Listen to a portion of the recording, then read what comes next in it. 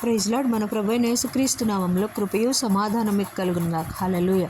ఈరోజు వాక్యము యెషయా గ్రంథము 14వ అధ్యాయము 25వ వచనం. నా దేశంలో అష్షూరీయులను సంహరించెదను, నా పర్వతం మీద వాణ్ణి నలగద్రొక్కెదను.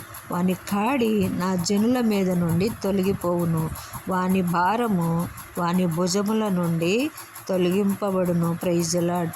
ఆయన మన భారాన్ని తీసివేసి మన శత్రువులను అణగదొక్కే దేవుడు. హల్లెలూయా. ఆయన సంహరించే దేవుడు. శత్రువులను సంహరించి మన భారము ఆయన భారం మీద మోసుకొని ఆయన భారం మన మీద మోపుతారు. మన భారాన్ని ఆయన మీద మోపుకొని ఆయన సులువైన కాడిని మన మీద మోపడానికి ప్రభు సిద్ధంగా ఉన్నాడు.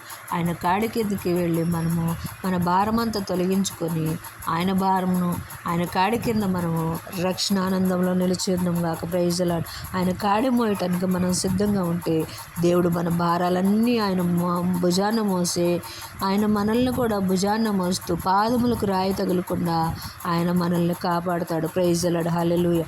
అట్టి కృప దేవుడు మనకు అనుగ్రహించును గాక. ఆమేన్. హల్లెలూయా.